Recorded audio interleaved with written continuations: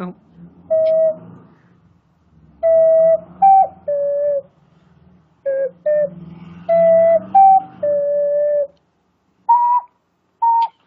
No way out to city when I know that there's hot cash coming back. Hot cash.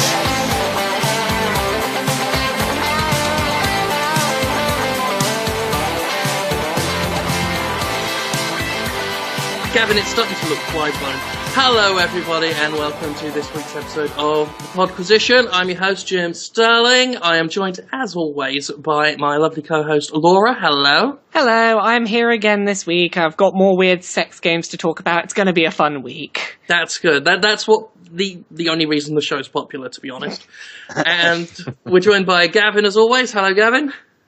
Hello, welcome to Laura's Weird Sex Games. Yes, we actually remembered to introduce you this week, Gavin. So that's an improvement on last week.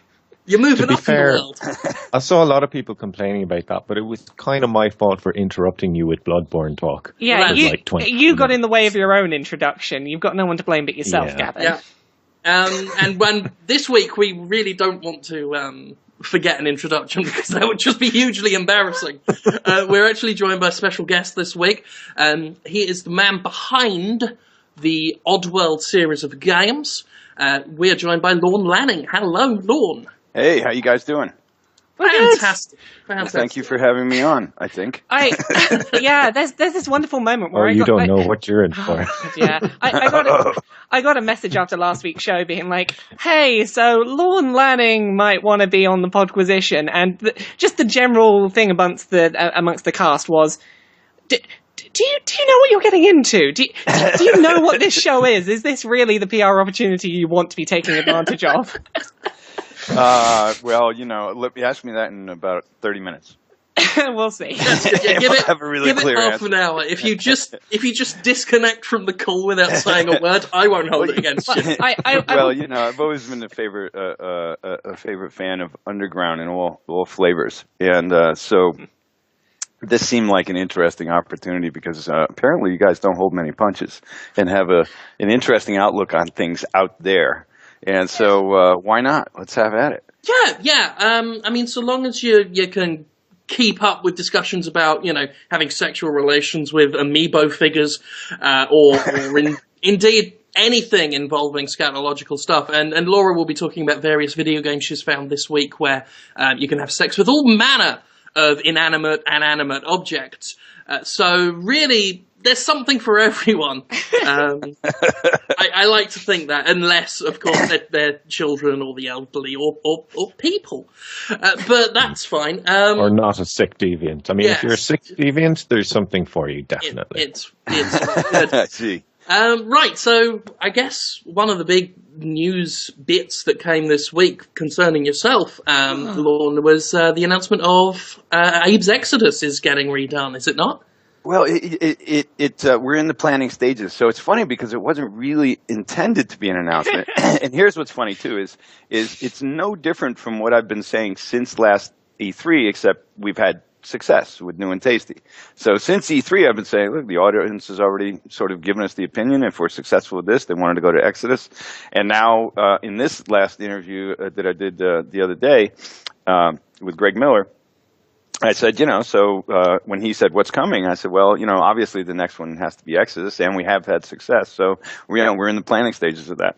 And it was like, then boom, to our delight and paranoia immediately, it spread everywhere because my team wasn't prepared. Alex, who helped arrange this interview, he wasn't prepared. So he's like, he woke up in Scotland to an onslaught of emails. He's like, you didn't tell me you were announcing. I was like, I didn't announce. I didn't say anything different than I've said since E3, kind of. Well, that's games media for you. I mean, you can Yeah. you could say it again now on this show, and the same websites will have the same headlines tomorrow. Well, typically, Yes, exactly. It's re-announced. I am one of those people that wrote up the announcement story, and here's the thing, half of it was oh, Lorne Lanning, I get to talk to him next week, I should probably, there's news with him, we should make sure that becomes news and gets written up on all the headlines, just so that we have a piece of news we can talk about on the Podquisition, obviously, but, it's someone said a thing, I'll write that up, doesn't matter if it's something we've true. already said.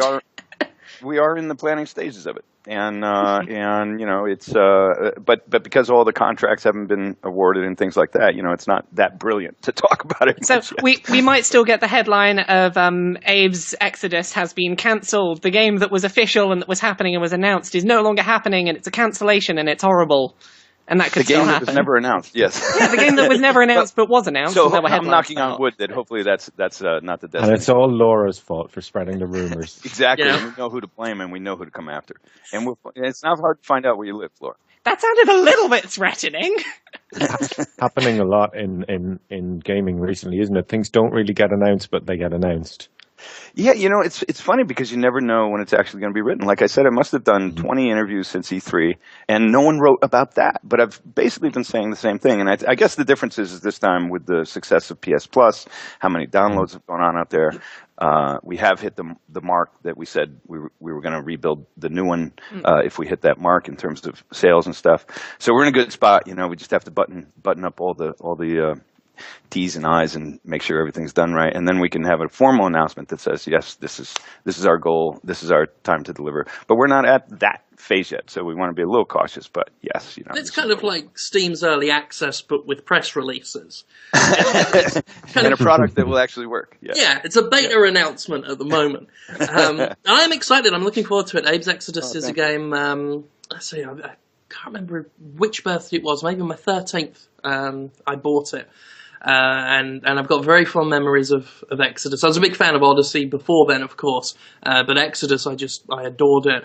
Although I have an odd, semi-traumatic memory linked to the game. It's not Oddworld Inhabitants' fault. But I did buy it, and me and my brother and a friend of mine took a shortcut down an alleyway, and there was a man there who looked like Jake the Snake Roberts, the professional wrestler. And he asked us if we were the little fuckers that had been, I believe, throwing stones at his window or damaging his car or something. He was convinced that we were very bad individuals. Let's say I was 13, and he was a fully grown man, built like a brick shithouse. We kind of wandered off, and he said, yeah, well, don't do it again. And then just as I wandered off, I said, well, you didn't do anything. And he just suddenly went crazy and just, you fucking starting something. Got right up in my face, started pushing me around, pushed me into the middle of the road, if I recall correctly. We ran. I was a very sensitive child. Tears in my eyes at this point. Ran to the nearest house I could find and bashed on their door, and he ran off. Then I went home and played Abe's Exodus. And that's my story. So that's the intro to Exodus. Look what you Awesome. did to him, Lorne. So we were basically post-traumatic therapy. Yeah. Nice. But I've got other good memories tied to that game, playing it at my grandparents' house and whatnot. That It was game a hard was one one. of the first that really struck me as something that I've talked about on this show before. That is one of my big reasons for playing games is indulging and immersing in an atmosphere. And that was one of the very first games that really got me with that. The very atmospheric feeling to it. I loved it. You get very lost in it. But it was way too hard for me because I suck. So I also used to rage a lot at it. I think I was about 6 when it came out, so yeah, a little too difficult for me at the time. My memories are much more like I came to it later. A little bit late to the party. But games generally were much harder then anyway. Oh, yeah. They were. And it was tough. It was tough to tune a platforming game, especially when it was digital and you were just using sprites, which meant you were playing back. You didn't have analog flexibility where you could say, well, I'll make them run 5% slower, 7% faster. You didn't have that ability. So the tuning of those games was really difficult because they were already sort of largely pre-locked into timings just because of the way animation playback was. So we'd have to change it wasn't like we could just dial it, like a machine gun tuning it where you go, no, it needs to spit out more bullets faster. And you just push a little slider or you just change the parameter in the script and that's happening. This was like you had to go redo your motion code, you go redo all your animations. So it was really tough to tune and it was either too easy or too hard. And that's where we were. We were like, we couldn't, it was very difficult for us to try and find a spot where we thought at least a lot of people would have fun with it. Yeah, I remember at the time I didn't have. I mean, it was obviously a difficult game, and but I got through both Odyssey and Exodus as a kid, and I tried replaying it again many years later. But this was before the the remake was out, and I was like, how did I do this as a child? I couldn't get past the first stages. Well, that tells you what happened to your dexterity and your concentration ability, right? Yeah, I'm just falling apart now, just old and broken. Yeah, welcome. Now, I'm going to take this in a bit of a different direction, because this is a question that I feel I have to ask in any interview I do now. Most recently, I asked this question to Tim Schafer, and he gave a very lackluster answer. So here is the question. What is your favorite butt in video games? My favorite butt in video games. Yep, favorite butt of a character in a video game. You know, I have to go to the endangered species hunting female, Lara Croft. It's, you know, I guess I imagine not a bad there's some better answer. ones. Yeah, it's a very obvious answer, I guess. It's not a bad Yeah, answer, but you know, you could have put some more thought into it. I know, but I haven't played many female heroines, you know, and why limit yourself to that? Do you like any man butts? Are there any good man butts in games? That never worked for me. So I was. Well, Abe has a very vocal one. Yeah, that's right. He's got different languages, and no one's reverse engineered that language quite yet. I believe, but it's there as a code. There's a picture I saw of Abe that kind of spoke to the design of Abe's Odyssey, where it's like he has 2 different tunes and 5 different farts. Just showing you where the priorities are. Right. Yeah, sorry about that. But, you know, memory usage, and you have to allocate, you know, to really what's high priority. So exactly. Yeah, that is exactly what I wanted to hear. I'm so glad. Thank you. You know, Laura, I just realised I don't actually have an answer for that question either. I don't know how have you been on this podcast for 21 episodes and not come up with an answer to what's your favourite butt in video games? Gavin, you've really got to pull your finger out. Like, this is not professional. Of my butt? Literally and figuratively, Gavin. That's how it gets infected. Part of the reason is that I mean, I have to admit, the female character paradigm out there in games, largely, you know, out of the 90s earlier 90s when I started making games, basically became repackaging a male action role as a female action role, but it really didn't embody what made females special. And what I mean by that is, like Lara Croft, what was she doing? I mean, people were saying, oh, this is the female role model. And I was laughing. I was like, are you kidding me? If this was a film, you'd be slaughtered by the critics. She goes into temples, robs them, and shoots every endangered species she comes across. Are you fucking kidding me? This is the role model? So aside from the fact that they did a great job in the game and all, I found it hilarious that everyone was putting her up as a role model. You know, and in many times in the games, what we had, well, you know, we can do physics on breasts, so let's just have a female heroine character, and that'll go over really good because we have a rear view angle on it. You know, but for games, personally, that never meant much to me. And personally, one of the stronger female characters that I felt I've encountered in a game was in something recently that was just Home Alone. And then it felt like you were actually involved in a story that actually dealt with gender issues in an interesting way that, you know, people really, I think, stuck to. You know, I will stop you. Did you call it Home Alone? Yeah, my bad. Gone home. Yes, my fault. Hey, that's it's all right. early. I was hoping we were going to let that one go. I was like, everyone knows what he's talking about. I was going to try. I've got an image of Joe Pesci just wandering around the house finding out about his sister. Yeah, exactly. I feel like such a horrible person for interrupting. I'm like, you're making a really intelligent point, and I really like everything you're saying. However, the editor in my brain is like, wrong game title, wrong title, wrong title, wrong title, wrong title. In my luck is that's what will be written, and the correction will be, oh, don't, you know, I meant gone home. That would be edited out. And so, you know, that would be an interesting game, actually. You play Macaulay Culkin setting up traps for the burglars. It would have been a better game had he learned something about his sexuality along the way, probably. But there was an old. I mean, there have been licensed Home Alone games, but we're talking like oldie days, like Super Nintendo stuff. I remember there was one in a hospital once when I had a friend who had an appendix taken out. I don't know why I link video games with weird medical and psychological trauma issues, but that's how I remember games. So I remember Super Nintendo in a hospital. I remember Super Mario Brothers 3 linked to depression, and Abe's Exodus with Jake the Snake attacking me in an alleyway.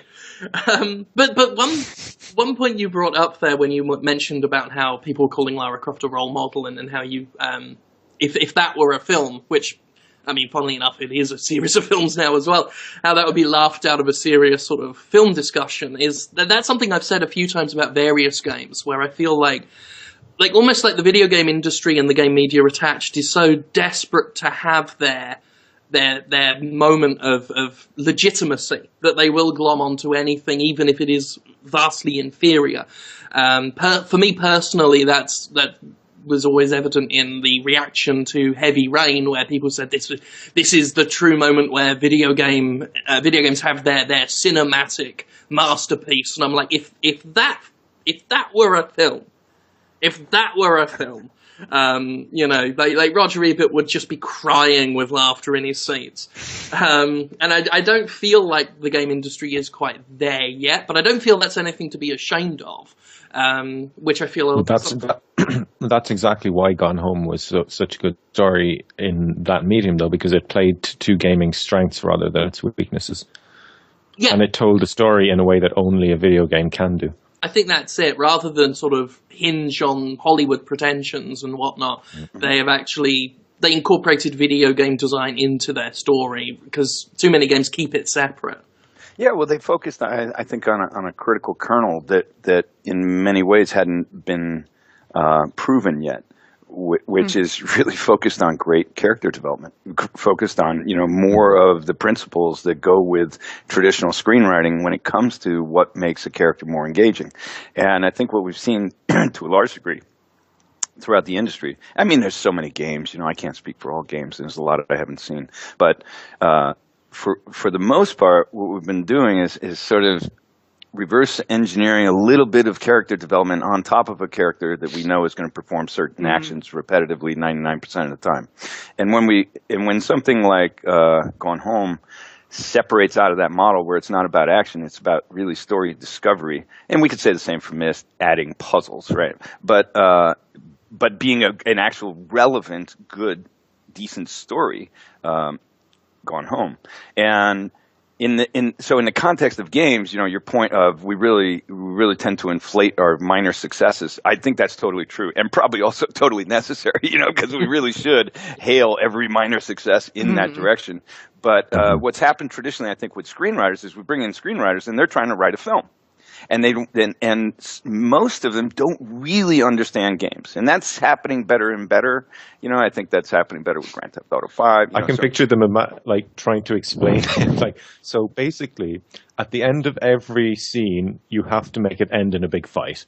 Somehow. Right. How the fuck do you actually write that? Yeah. You have to make it end in a fight, and you have to write the story into an arena. Well, I think that is why most people compare video games to. If it were analogous to the film industry, it would be nothing but Michael Bay films at the moment, because they have that, well, everything has to end in a fight. And only recently we're kind of more embracing on a wider scale this idea that not every game does have to have a big fight in it. Yeah. That's what really I loved about Gone Home, because I didn't know anything about that game coming into it, nothing. And I thought I was playing a horror game. I was like, when is the boogeyman going to jump out at me? And that made it almost a more interesting experience. I know a lot of people didn't like that game, but... Well, of course people don't like it. It's not a game. You don't do anything. There's no win state. There's no lose state. It's not a video game. It's a video game, people, and it's a really good one at that. So, yeah. I don't really understand why people want to be so pedantic over that. I mean, it's interactive entertainment, and the closest thing it would ever be is to a video game. Because it's not the kind of video games that they want. Shh, that's a big secret. Don't tell anyone. But here's what's really the great thing. Just to comment on that, the great thing is that if the stores were deciding what they were going to put on their shelf or not, we never would have seen Gone Home. That's my personal exactly. opinion. Yeah.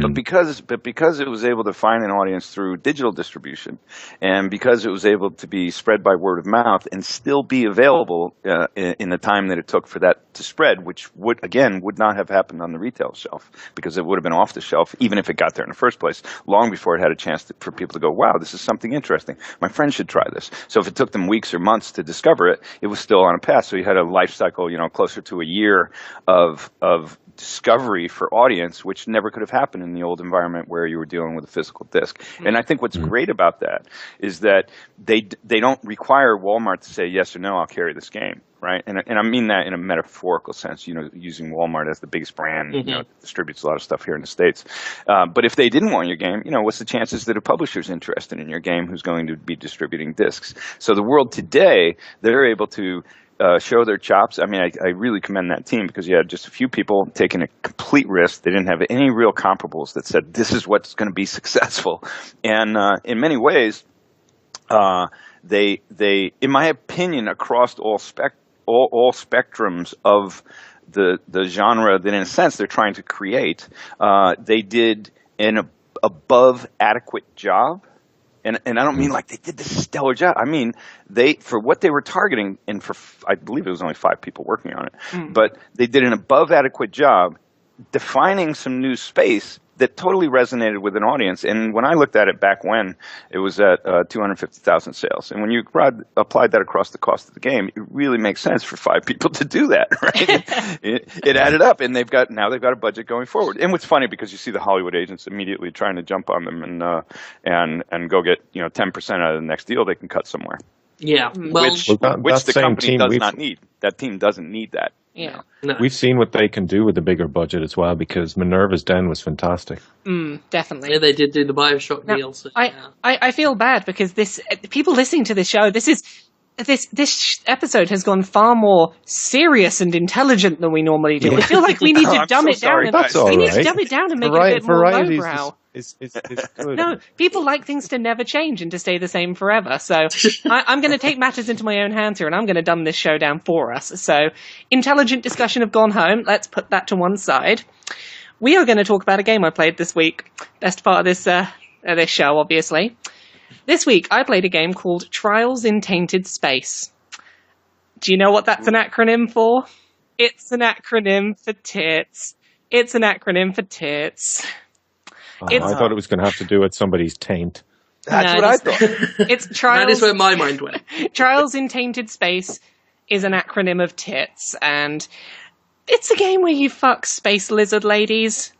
It's a weird game. Again, I find they happen. I'm reading I will just read you through the introduction to this game, because this is what I spent some time on this week. Victor Steele is one of the richest men in the galaxy. His fortune was gained through years of adventuring during the 13th Great Planet Rush, almost 200 years ago. Trillions of credits and a massive corporation grew up around him. To this day, Steel Industry Technologies and Production, or Steel Tech, is one of the most respected names in its field. Unfortunately, the many mutations Victor underwent during his journeys wreaked havoc on his genome. Anti-Ajaeth treatments have been decreasing in effectiveness as of late, and his doctors tell him that after 2 full centuries of life, he has a measly 2 decades left. This news is unwelcome, but he's lived such a rich, full life, fuller than most. With 20 years ahead of him, the suddenly old industrialite is looking forward to finding a successor, or creating one. And basically, this is the setup for you going out to find space ladies to fuck. And it's like, is hey... it a spread your scene game? Is it? Yes, are you really trying to it is. spread...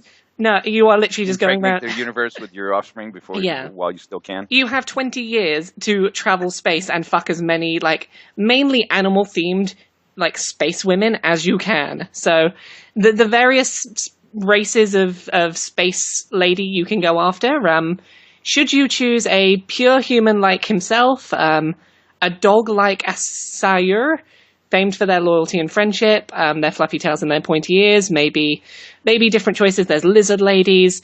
It's all just about having sex with space ladies. Good. Is it? This just sounds like Mass Effect as written by DeviantArt. Well, it's Mass Effect as a lot of people have asked for it to go, which is to basically become like a space romance simulator with no shooting. That is all I hear about with Mass Effect most of the time. It's that's just the thing the I care about in it, but like, You guys know the theory about the Asari in Mass Effect, don't you? what's the theory? There's two things to this theory. The first is the conversation that the guys in the pub are having, and they're all saying that they look more like their own species. And there is one moment where you find a naughty magazine in Mass Effect, and on the front of it is a blue gelatinous blob, which is basically an eldritch horror, and that's the porno mag.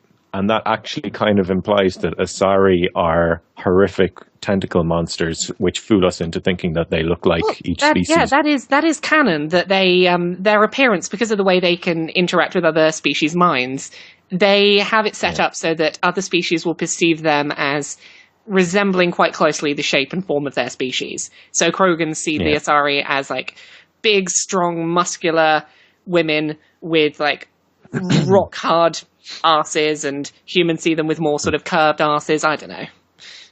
But really, they look like, the student things in Bloodborne. That's fine, as long as I don't ever have to see that, then that's fine. And here we were talking about that really quality Hollywood script writing and character development hadn't been happening in the industry. Hey. And yet here it is. Some pretty good script writing. It's the intelligent writing of, this man has a lot of money and he's in space. He has to fuck a lot of space women, otherwise no one will have his money. Well, now I'm interested to play.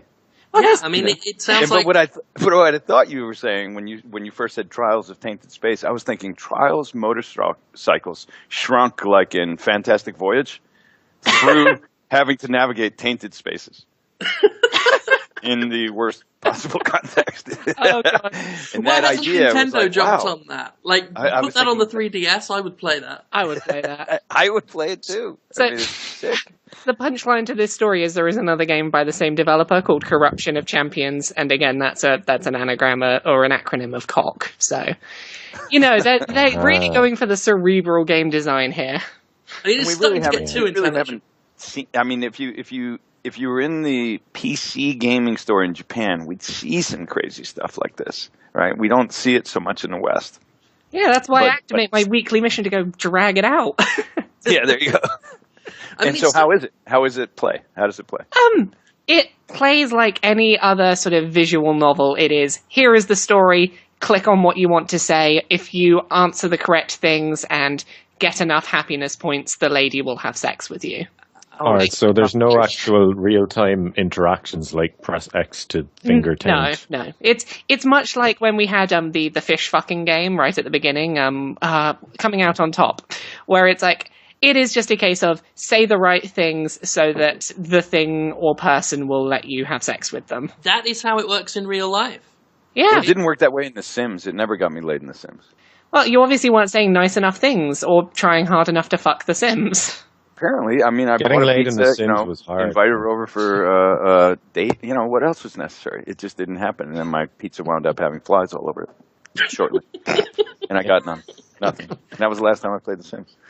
Because why bother? Why bother if you get no sex and flies on the pizza? Like, that's the ultimate double whammy of lifetime failure. I was like, it is. I like actually life. find that The Just Sims like life. I hate this is game. I've always found The Sims is pretty much psychological torture because you're constantly trying to keep these little bastards happy, and in so many ways, and it's really difficult to do. And they get depressed, and then you're like, I'm a failure. I'm like, fuck this. Real life is better. Well, and a lot of it was happening through dialogue. It's like, but And it's easier to get laid in real life. Too. Yeah, it should be a console game with a controller where your motions, like you actually got to perform. Not just a dialogue. I mean, that's what film. Film does that well. Why don't we come back here and we're in action, right? So you have to there should be a pump on the stick. There should be this. There should be that. You got meters for how warmed up it is or not, how you're doing with foreplay. Then you've reached the point where okay, now you can go to penetration. Now you got to actually perform like driving in a racetrack or something. You got to give the Oculus Rift a few more years and we'll get there, definitely. Oh, 100%. I remember playing The Sims, and I got my character to pick up a guitar and play in a room full of women, and he didn't get laid that night. And I was like, that is not realistic. That's bullshit. Well, I told this. There was a show in the U.S. It was put on by Bad Robot. I don't know if you guys got it over there. It was called What About Brian? And and the show, I don't know if you ever heard about it, but it was a Bad Robot, J.J. Abrams related show, and but in the mythos, I told the creators, we were talking one day and joking, I said, "Oh man, but you got to work on the realism of that show." And they said, "What do you mean?" I said, "Well, the game designer, he's got a girlfriend." It was just right there. It's like anyone who's really been designing games, chances are they got a divorce. But having an active relationship where it's playing all these dramatic roles in the course of their life, I was like, that's no game designer I know. Well, certainly in they don't have the time. Yeah. In the AAA space, it doesn't unfortunately give, from what I hear, many developers time to pursue anything outside of coding games. I mean, you've spoken about that before, I believe, about sort of the capitalist-driven mainstream stuff and your general disfavor for it. Well, that's as a personal role, I mean, I think there's things going on there, but as a personal role, like what are we doing with the hours of our lives and how do we want to live? I just don't necessarily want to put all my time and energy trying to help move some bigger company's stock value. Yeah. I want to put it into the craftsmanship of the craft. I want to try and address an audience in a slightly different way with an audience that's not Wall Street. And that's what I feel like, what we're looking at is we're looking at a lot of, I mean, this is just the fact of life in the West and, in capitalism. But what we're looking at is we're looking at a lot of products that are really the audience that they're trying to appease is Wall Street. In the process, what they're trying to appease is they're trying to get lots of consumers to buy the games. But that's in many ways, we say that's their ultimate audience because if they're not raising those numbers, those companies don't get to keep on making games or being in business. And I think there's a backlash happening against it now. Well, I think the beauty is that it's the indie space doing it, right?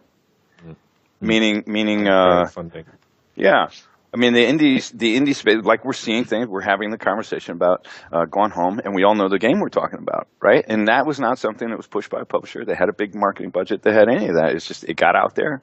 They found their audience. It spread, and we're able to talk about it today. Couldn't have happened 15 years ago. Yeah, it is the wonderful age of lower barriers to entry for game design that are allowing people to tell personal stories, and it's making a wonderful age of game design where anyone can tell their story, be it a very heartwarming, touching exploration of gender and sexuality, or a game about fucking space ladies. But both are now open to people who want to make them. Variety and choice, that's important. I mean, I can respect all that as well as someone who, because we're seeing it happening on the games media side as well.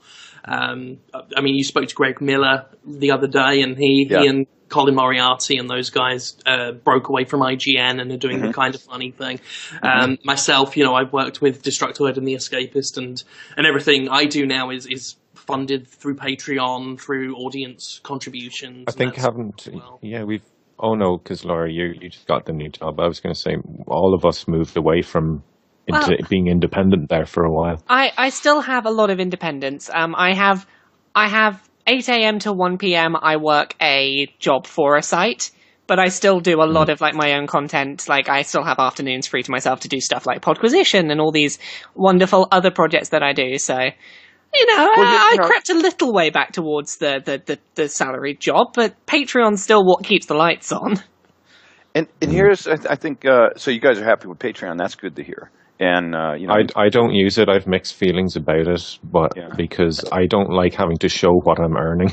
Well, there's that. Because people see that number and they presume you're earning that.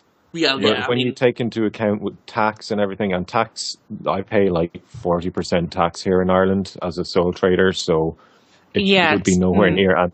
I tell you what, the one good thing of having your income on display is, and I'm not showing off, but if your Patreon, and bear in mind I don't get that much money, but if your Patreon does say you're earning 10 grand a month, you can look that up on your phone, and if you're talking to someone you're trying to impress at a bar, you can just flash the browser on your phone to them and say, I make that much, now how's about it? That's what I do. That's what I do with iTunes, Jim. I go, hey, look at me, I'm number 1 on iTunes, check that out. Well, you're kind of a pop star. When Podquisition was top of, or was really high in iTunes, I was showing that around being like, we're higher than Note Vale in iTunes. Woo! It is good to have certain things on display publicly. But I mean, I think it's becoming increasingly more important to have to make sure that you're working for yourself more than for, as you say, raising someone else's stock. Right. And to add to that is that one of the filters that's naturally happening between who has a voice and who's finding an audience is that if we rewind this and we go back to the days when if you were going to have a show, you were either on a radio or TV or you had a puppet stand on the corner, right? But that was about it, right? You didn't have many options beyond that. And what was happening in that model was the network would figure out that, oh, we need a game show.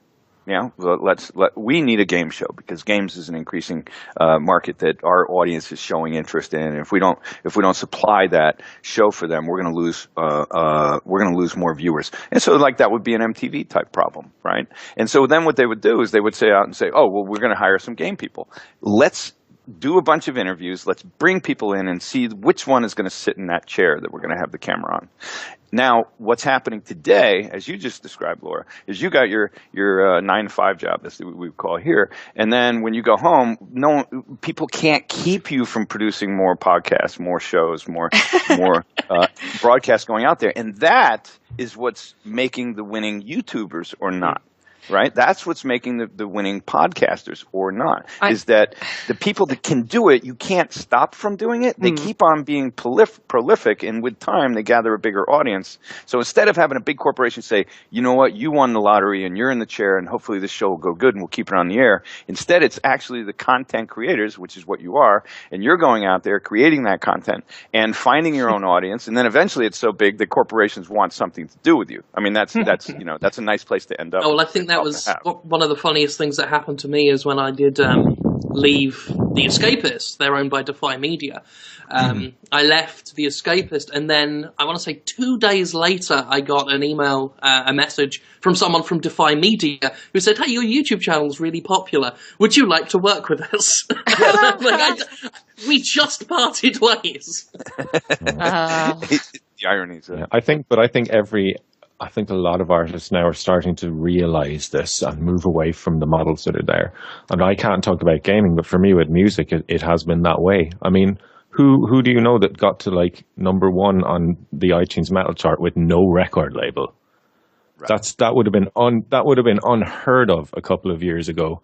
And now you can do it. All you need is your own audience. And I love that people are moving away from having big companies controlling their content. I think this is a really good thing for artists, and I hope more of them realize that it's there to be done. What Gavin's really trying to say is he is number one on the metal charts with his album, and you should not forget it. You were washed up. Has been there already. I'm down to 11 this week. Oh no, you're only 11th best metal album. You're Rico Suave. You're Rico Suave, Gav. Oh god, yeah, it is nice though. Like there are very few companies that would pay me to produce like weekly videos about butts in video games, for example. But it's the thing of like, hey, if there's an audience out there that want the content, who am I to say no? I won't take your money to produce that. Like what professional company would have like funded PewDiePie? Do you know what I mean? Yeah. Yeah. But now everyone wants a piece of them, right? All the big corporations. And that's not an insult to all the big him. publishers. No, it's just, it was a completely unproven thing that, like, there's no market for it. Oh, wait, there is a huge market for it. Now we want you. Exactly. Yeah. And if you look at, a lot of these companies, they have the budget, the money, and the need to go out there and make big hits. And they need to do that, these big public company publishers. But as indies, we have the opportunity to look at it differently. And differently means, for us, I can tell you, when we... let's just give a recent story. So we were number one for a number of days on Macintosh game sales, paid game sales on Apple devices, on desktop devices, which is slightly different from the mobile store. But we were number one. That was completely unexpected. And we don't, and there were other titles where there was, Sims and, basically big Call of Duty and big titles. And here we are, these little guys, and somehow we hit the charts. And like, we're ecstatic, the money's not huge, but we're like, hey, we're in the charts, look at that. Oh my God, it happens. But part of the difference is that when we're building a product, of course we're doing ROIs, return on investment. What's this going to mean? We're trying to be smarter about that, but we still are stuck with a bit of the creator's artistic curse, and I think you guys are too, which is you're focusing on a certain quality. When you're building your metal band and your guys are writing music, I don't think you're just studying the audience and the analytics, in a social gaming like way and trying to figure out what lyrics you should write. You're probably going balls out and trying to do some cool ass shit that you as an audience would love to hear if someone else was making it. And Laura, with your shows, you want to talk about the stuff you want to talk about. You're not saying, is this okay to talk about in the context of you being supported by Kleenex brand, who may have a problem with you talking about these things? Yeah. I mean, that's exactly the reason why I split from ad-based revenues and why I split from working for another company is I could see that creeping in more and more of videos with sponsorships. I didn't want the Jimquisition to be brought to you by the delicious taste of Mountain Dew, and then have to worry about offending a company or a corporation or anything like that. Yeah, well, that's the only reason I stuck with why I've gone with Destructoid is because you definitely don't worry about offending corporations, Jim. Well, it's like for me where I'm at, Destructoid is a really good place for allowing me to make the kind of content I want to make without any of the restrictions yet that I'm sort of worried about. If those restrictions start to creep in, then we'll sort of reevaluate whether that's right for me or not. But yeah, it's nice to have lots of outlets to create weird stuff and to not have to worry too much about how it performs. So, woo! And if you get enough, you just need enough to keep going. Yeah. And if that happens, then you have, and if you, in my faith and belief is that if you're doing that and you stay true to that authenticity, I mean, if you just say, hey man, hamster games are going to be huge and fuck it, I'm making hamster games for life. I mean, maybe you're beating down a path that no one else wants to follow you on. I'm really curious, what are hamster games? Well, hamsters, you know what hamsters are. Yeah, I know what hamsters are. You just believe, you said, it's like, what was that movie? What was that movie where the guy was into puppetry? With John Malkovich. Being John Malkovich. Yes. Yeah, it's like, he just thought puppetry was really the art form that needed to change the world, right? And what I'm saying is if you believed hamster games is that art form, you might be barking up a tree to no success down the road, right? In my head, I'm just picturing a genre that doesn't exist now. I'm like, what am I going to do with this hamster in this game? Well, yeah. Gee, I wonder what you would do with the hamster. It's going up the butt. I'm sorry. It's going up my butt. There you go. So it's the what was his name? Richard Gere game. Yes, yes. Richard Gere Simulator coming to Steam Early Access in 2016. It's like, oh wait, what's this rodent doing? Let's insert it. Yeah. He put a rat up his butt or I think that's something. What he put said. Yeah. He's then sued because he said it never happened. So maybe who knows? But it was pretty mean for anyone. To allegedly, say that he put some kind of rodent up his rectum. Yes, I mean, and had to get it removed at the hospital. Right? You don't see that so much these days. Back in the 90s, rumors were all the rage. Like just weird rumors. Like there was one that I heard was what's her name? She was Miss Congeniality. Sandra Bullock. Yes. Had a really hairy back. That was one that just went around schools in the 90s. There was the Prince getting his rib removed. Prince getting his rib removed. Oh, I remember that. Yeah. Keenan and Kel died in a joyride. And I believed that one for a long time until I saw them in a film and was like, they're still alive! You know why the rumours of animals up the backside have gone away? It's because of the advent of mobile phones with a vibrate function. Because it's about then that it's just, you don't need a hamster anymore. You can just give yourself a call. Simulator. Yeah. I mean, that's really going down a notch, though, from Cindy Crawford to a fucking... What did he shove up his bum?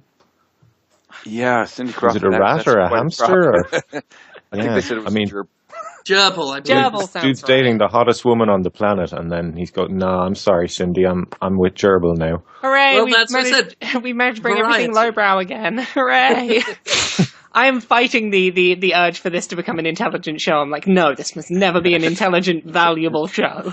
Well, I think we always try and bring a little bit of everything. A little bit. It's important to know your brand. I have an answer for you. Oh, you have an answer about butts for me? Okay. Yeah. There are two of them, but they're both in the same game.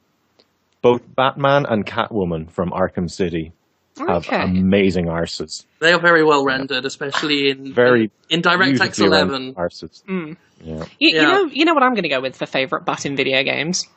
And this isn't going to be an obvious choice. I've thought long and hard about this one. It's Ellie from Borderlands 2. The sort of the large I got mechanic worried there lady. you were going to say something No, different, Ellie. no. The was the like, Yeah, I large. was panicking for a second. Sorry, no, the large mechanic lady. Do you know who I'm talking Yeah. about? Yeah, Yeah, because she is a woman who, to me, exemplifies body confidence and like love the body you've got and screw what anyone else thinks about it, and that goes to her buttocks. Like that is a big part of what makes her buttocks great. That she has like a flower on her backside. She's not afraid. She's not trying to like shy away from it. She's not trying to hide it in clothes that are too baggy to like distinguish it. It's like, no, this is my ass. It is huge, and I am proud of it. And that confidence goes a long way to me. And as such, that is my favorite button video games because I love what it represents. That is a nice answer. Yeah, there you go. That's me being the intelligent butt journalist that I am. You blended butts and intelligence. So Yeah, that's the key. That is the key. One other big bit of news that came out this week that I think we probably all got opinions on is Mortal Kombat.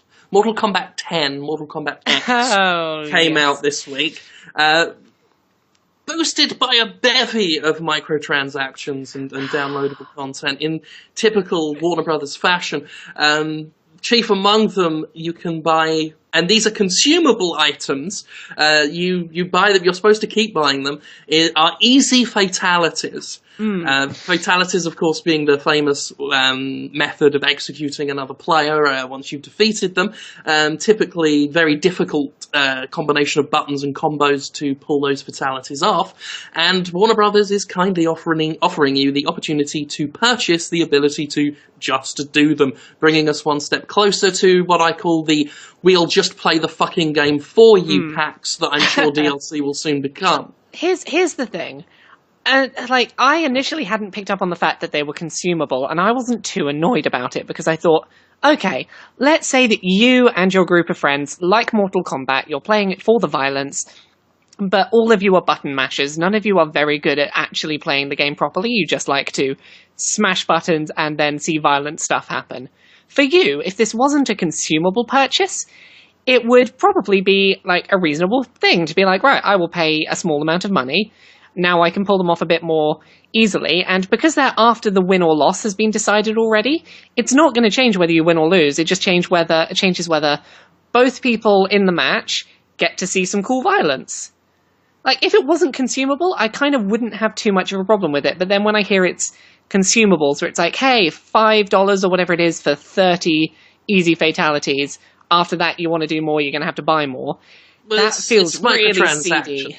Yeah. Once again, microtransactions being put in $60 games, which I call it the fee to pay mechanic, where you're paying for the opportunity to pay for more stuff, Exactly. as opposed to free to play. Lord, I think it's very cynical. It's Prothean Part 2. It's Javik Part 2 because it's exploiting something they know the fans want. Well, I got an opinion on this in that the what's happening with free to play. I call it. Basically, it's psychological design, which is they're focusing. I'm not saying midway. Let's say as a genre, the art of the genre is figuring out the psychological impulse buy pattern. Where is that point in time? And the Asians, the Koreans, and the Chinese are really figuring this out first. The social gaming companies in the West started really getting into it next. The MMOs understood it to different degrees, but in free to play, it really turned into this different science where it's like, how do we, it's more like drug dealing. How do we get them tasting, and then how do we figure out exactly when they need that next boost, and how do we make that the purchase pattern? The impulse buy, and so they're hiring designers based on their ability to figure out impulse buying rather than their ability to be, super creative and come up with a great story. And I'm not judging them; I'm just saying this is what's going on. But knowing some of the people that were in charge of, without naming names, monetization at big, huge social gaming companies, in their opinion, they looked at it and said, eventually this is going to be illegal. And eventually it'll be illegal in the way that some gambling issues are illegal in different countries. In that, if you are now focusing on what you know is a human behavioral pattern, where a game like Candy Crush that should have cost $9, someone is actually paying $100 a month for, maybe they're being ripped off. Now, maybe on one hand, they're going, no, I'm fine. I think it's fine. I really love Candy Crush. On the other hand, you're going, look, it's really $10 worth of product.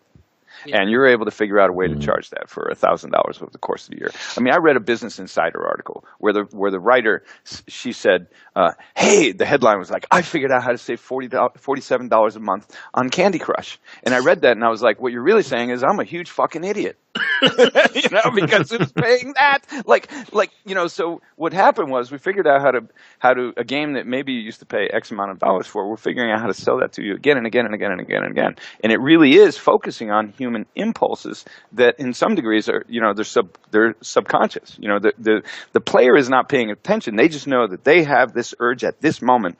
And the people who win this space the best, they understand that moment and they know how to put that in-game purchase, that pay item right there at that moment so you're compelled to buy. And this is a very well understood science that the audience is encountering but doesn't necessarily understand.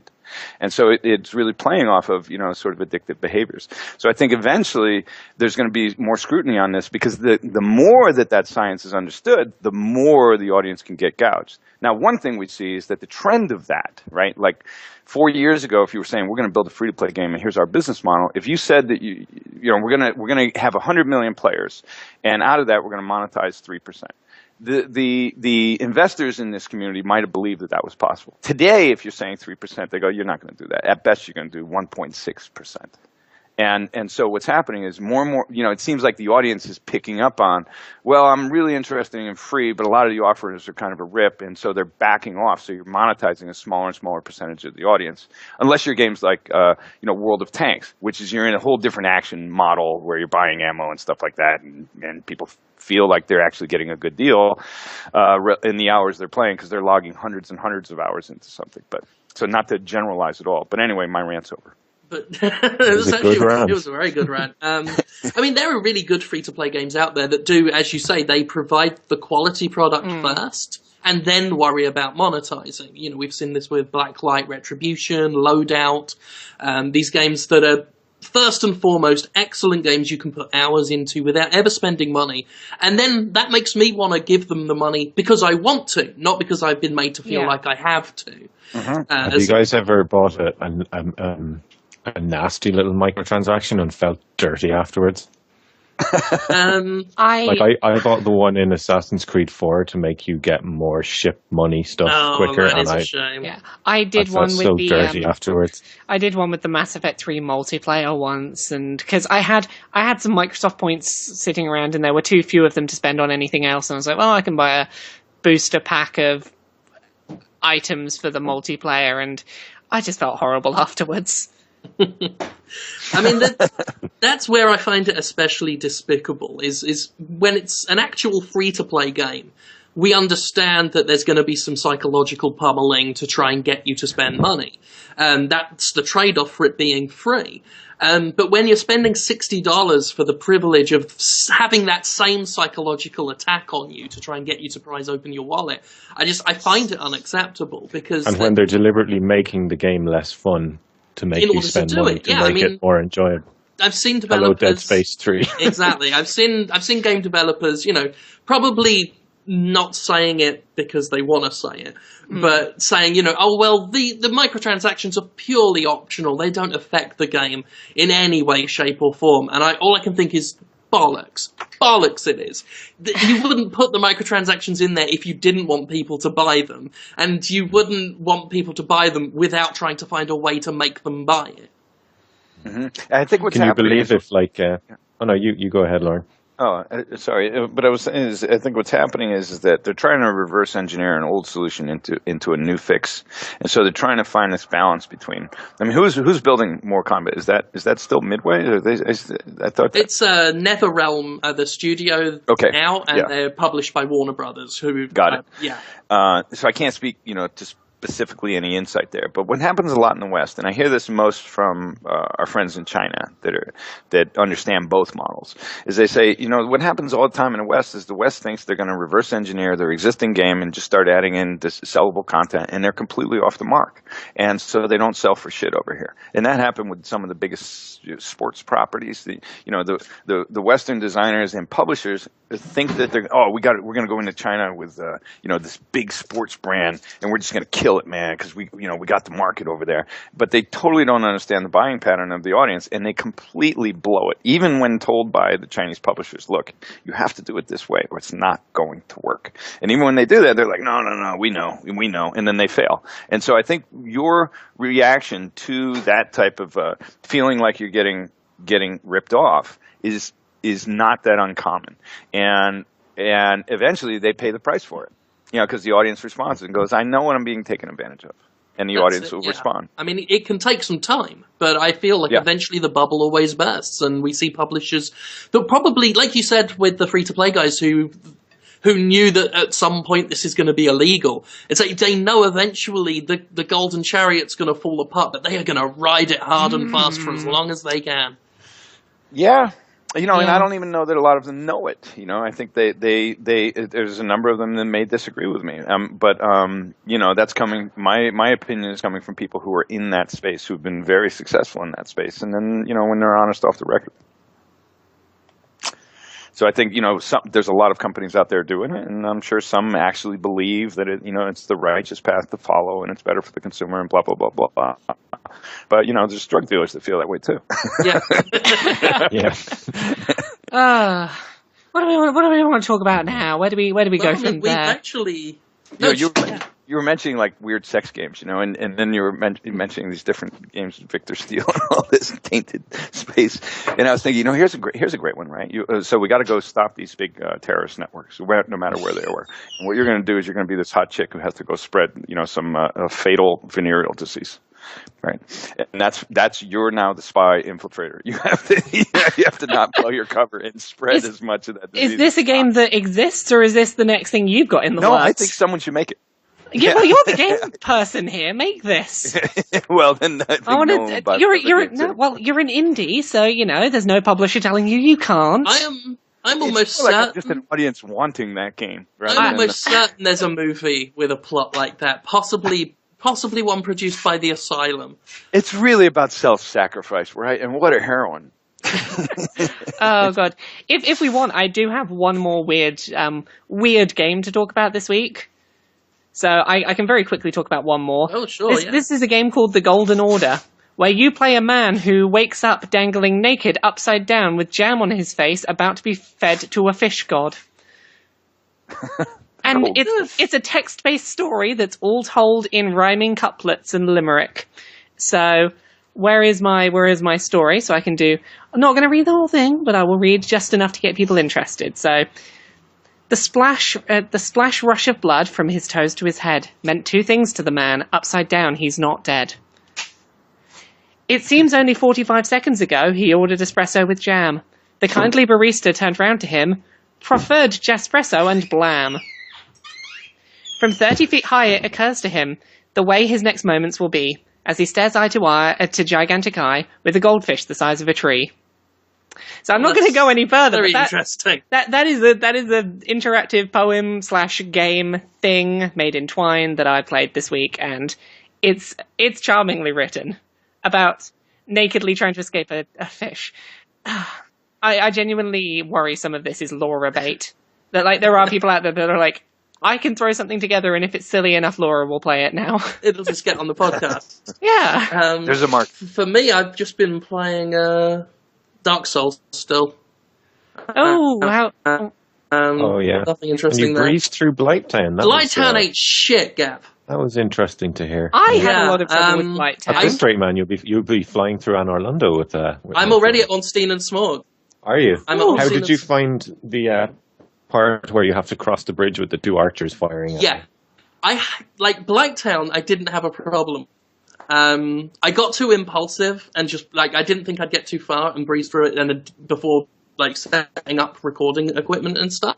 But I got through it, all that stuff. Fought off a phantom invasion while in the poison swamp. So that's my Dark Souls progress. I've been playing GTA 5 PC, which is fucking fantastic. It is really good, isn't it? Such a good port. It is amazing what's happening in that game, isn't it? You're looking at. Did you look on YouTube on the time lapse shots that people made of GTA 5? And I think that was, back on, the first version that came out. It's just mind blowing. You're like, wow, huge opportunities. I mean, how many films could you make inside of Grand Theft Auto 5? Like like you could make a television series inside that engine if you did, some more things to it. Change. They've added that as a feature now in the PC version.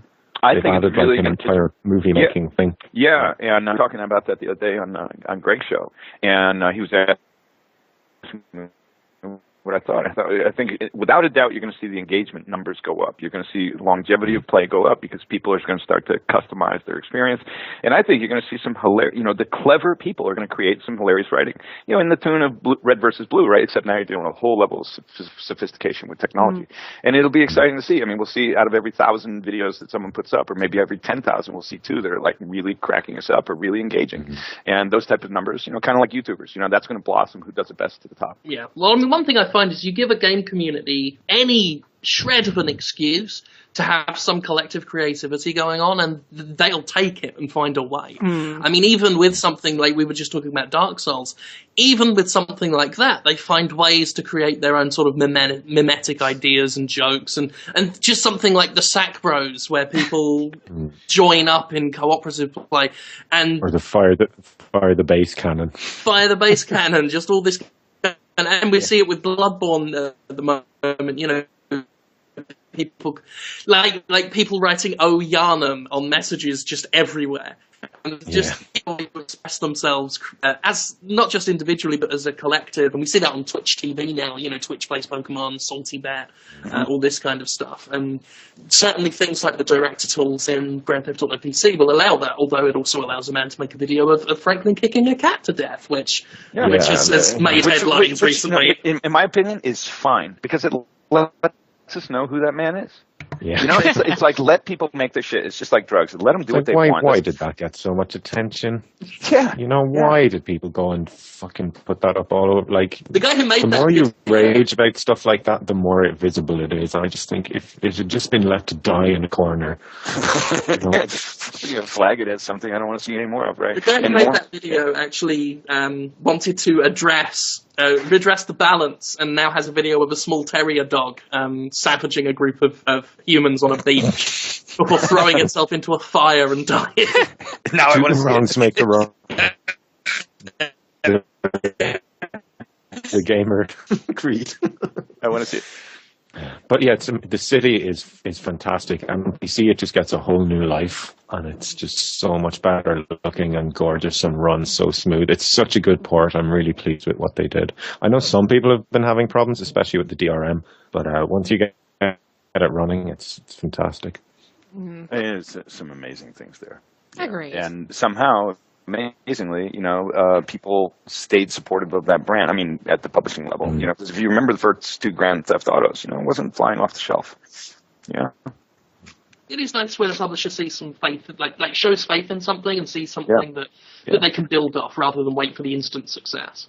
And, Prince of Persia is another one that actually sort of saw some second life there in that, they brought it back. And it became something better than ever, actually. Well, I mean, that was back when Ubisoft, back when I really liked Ubisoft as a company. They brought out Prince of Persia, Beyond Good and Evil. They were taking big risks and doing all sorts of cool things, and now they are what they are now, which is a bit sad. Sands of Time was quite a big success for them, wasn't it? It was. Which one? Sliver of Time? Sands of Time. Sands of Time, sorry. Yeah. Ubisoft are no longer our favourite company on this podcast, I think it's fair to say. I still like them. Excluding Gavin, who still likes them. I have to defend that on Twitter today against some guy who's like, why do you hate Ubisoft so much? I'm like, no, you're confusing me with Jim and Laura now. No, you're the one who hates Ubisoft, Gavin. Why do you hate their games so much? Anyway, time for questions. I think I'll upset Gavin there. I'm sorry. Have you got the touch from yes, they had movie in 4 at one point? They had it at the end of 4 when you get into this big mech thing. It worked pretty well, though. One thing I like to, again, going back to Grand Theft Auto, is in Grand Theft Auto Vice City and Grand Theft Auto 4, they had Electric Light Orchestra songs on the radio. And you just don't see ELO get the love it deserves in video games. It's never been in a Guitar Hero or Rock Band. Rockstar extremely good at picking music. So that was my one disappointment with GTA 5 is they didn't have an ELO song. I can only assume somewhere in Rockstar there's an ELO fan there somewhere. Did you guys play Max Payne 3? No, I haven't because I pretty okay game, but there was one scene that was absolutely sublime because of the licensed music they used in it. But I don't want to spoil it. So, do you guys remember Interstate 76? No. It was I think it was an Activision game back in the early 90s. But it was the first, it was like when games were first starting to ship on CD. And so for the first time we were hearing real music, and that's what comes to mind. But I don't remember specifically who was in it. But it was really cool because it was like 70s music, and it was 70s cars, it was cool. It was cool stuff. It was kind of a predecessor to the in spirit of the GTA franchise, the idea was you were supposed to be able to drive further around and with these cool old, sort of American muscle cars. And then it had that, it was bringing in real music from the 70s, and it was cool. That's what comes to mind, but I don't remember the specific acts of songs that were in there. And of course, Brutal Legend, of course, knocked it out of the park. Brutal Legend, no matter what you think of Dragon Force, the moment when Through the Fire and the Flames came up in Brutal Legend was pretty amazingly set up. That was amazing. Fallout, of course, I love their use of thematic music, sort of the old. Are you guys shocked that I didn't say Fallout 3? I am actually shocked. It's up to me to do it. Lorne, usually Fallout 3 is my answer for everything. Yeah. But just that first trailer of Fallout 3, as it's just coming back from the radio with the I don't want to set the world on fire. Incidentally, I do that around the house a lot. Just that line, because I can't remember the rest of it. It annoys everyone. And that's underutilized music in games. Is like recorded on clay, old jazz blues. Creepy old lounge music from the Flappers era. I mean that music just always creeps me out. Like in The Shining. Yeah. And BioShock would be Bioshock did well with that. And actually, for as much as people don't like the game in particular, I still really like it. I'm one of the few defenders of it. But Silent Hill Downpour, I think it was the last main Silent Hill game, kept thematically playing Born Free. You play a criminal, a convict whose prison bus crashes, and there's an old-timey gramophone that keeps playing a vinyl copy of Born Free while you're doing all these sort of really creepy moments, and it's just really beautifully done from a stylistic angle. There is one other answer I've got, which is Red Dead as well. Oh, yeah, Red Dead is good. I think for me, I really like how Alan Wake did it, where they pick one piece of licensed music to sort of end each segment of the game, and each time that you sort of bam into the credits and get your little moment of respite, they picked really thematically appropriate bits of licensed music. I was actually going to bring up Alan Wake. Then you get the part with the fireworks and the stage show with the kind of that is the awesome. big rock song. That was amazing. And they used Space Oddity as, I think, was it the main ending credits, or certainly the ending of one of the episodes? And I did kind of freak out a little because I think they had Tom Waits as well at some point. Yeah, they had just beautiful music choices. It's just to comment on slightly off topic, but Alan Wake's come up a few times, right? And I think it's like Alan Wake is one of those games that really tried to push some new innovations and some new space, but was also trying to do it at a AAA level. Right. So the possibility of getting new play styles and new innovations right on a big new AAA title is pretty hard, right? It's going to sell for full price, and people are going to judge it like, it should have been sequel number. Like, we look at racing games, or we look at fighting games, or we look at big brand sequels, and we know the game, and we expect that they should be doing it better right now. Grand Theft Auto 5, if you didn't do it Grand Theft Auto better than Grand Theft Auto 4, you fucked up, right? But you did, so we sense that logical progression. We want that logical increase in quality. But they've had many iterations to build upon it, right? And there's many other comparables out there to look at. When you do something like Alan Wake, you're really taking some chances.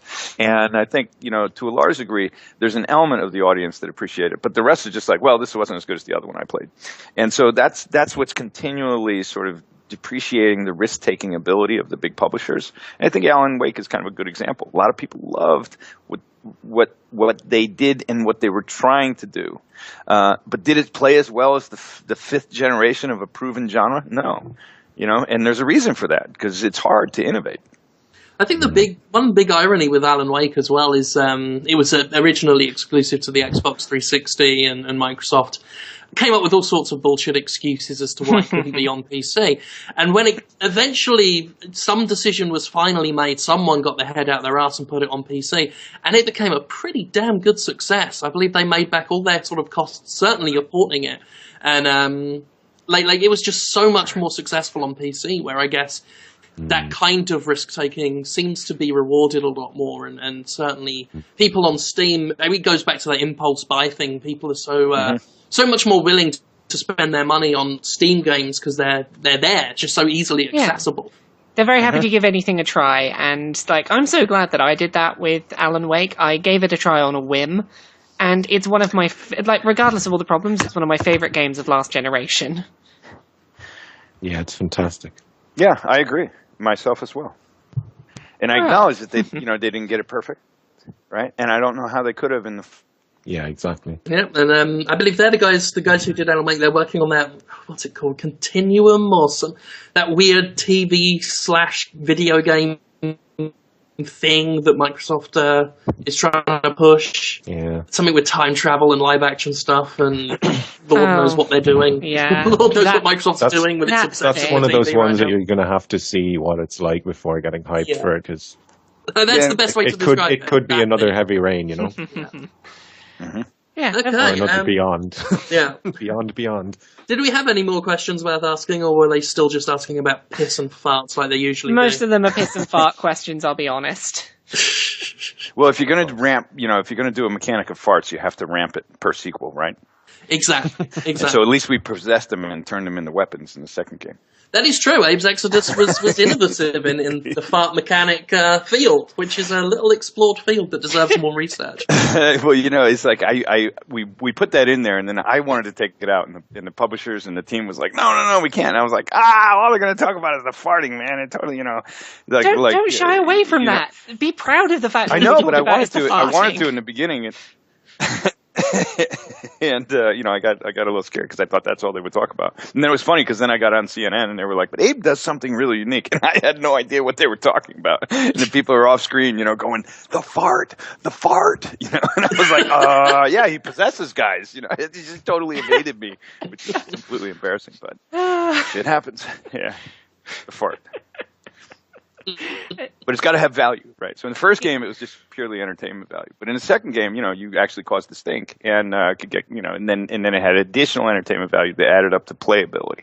Mm-hmm. Is this a good place to wrap up? Because I don't think we're going to top farts as mechanics as a place to end up. I think that's a good way to wrap things up. So.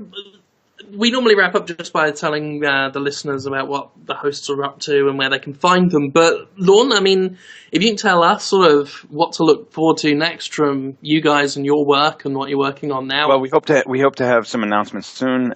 You can always follow us on oddworld.com. You can follow us on Oddworld Inhabitants on Facebook.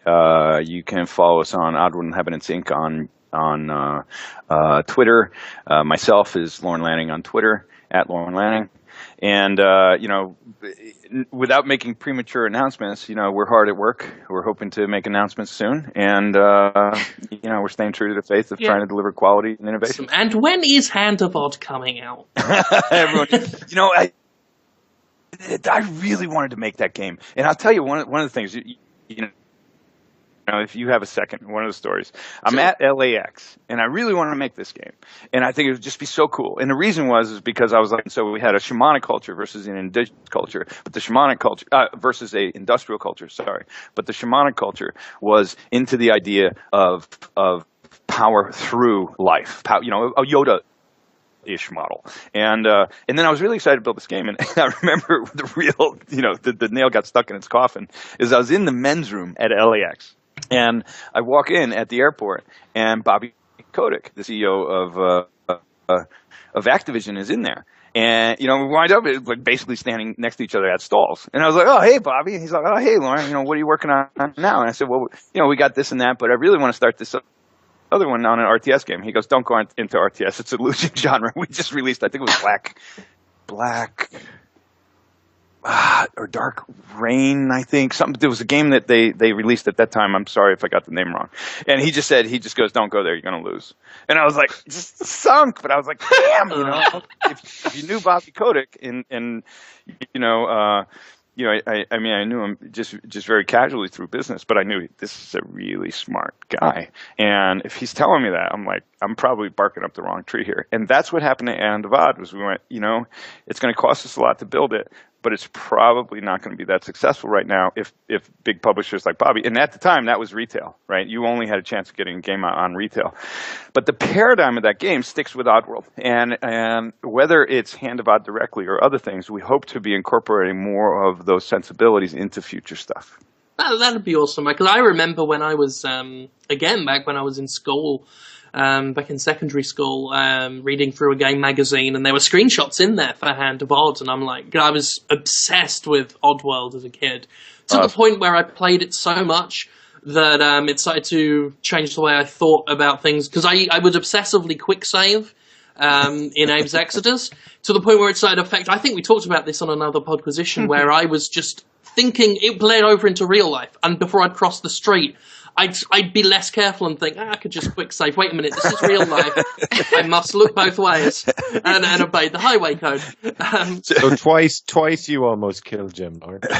Yeah. So we've never heard that before, because I guess the people who didn't quick save at the street corner probably just didn't make it, right? Yeah. So how many of those are responsible for? I hope it's very few. It just reminds me, because I used to work so much in computer graphics. I remember when I was just working in film, and I was working literally, zero exaggeration, but 70+ hour weeks, month after month, year after year. That was just my life. And I remember walking down the street and I'd be like, oh, over there, you see that thing that we, that restaurant we want to go to? And they'd be like, where? And I'd be moving my hand as though the mouse was supposed to go on top of where I was looking. I'd be like, man, I'm really getting fucked up. Spending too much time behind the monitor with a mouse. To your point, there was no quick save in real life. Well, that's awesome.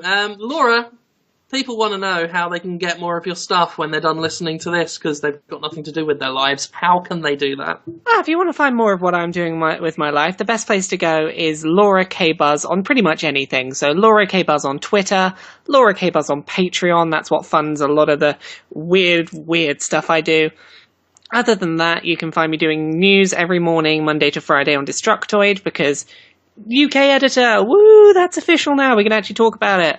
Which I think as of last week's episode, it's still... Oh, no, it was. We did publish it in last week's episode. So, yay, that's a thing. Other than that, just Laura K. Buzz on pretty much everything. Sounds awesome. And Gavin, you are known as the kind of a pop star of pop music. How can people find out more about your great music? You can find me in all the usual places, Twitter, Facebook, and YouTube, the main hub, as Miracle of Sound, and where I do lots and lots of songs, which have just hit 60 million views. Woohoo! Nice. And I do believe, actually, we are going to... I guess we're going to close out the show this week with a little exclusive snippet of your latest song that's based on Bloodborne, right? Yes. This is going to be the first place that people get to hear a little snippet of the upcoming Bloodborne song.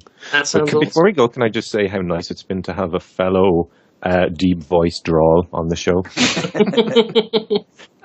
Yes. Well, thanks for having me. No, thank you so much for coming on. Thank you for joining us. It's been a lovely. pleasure.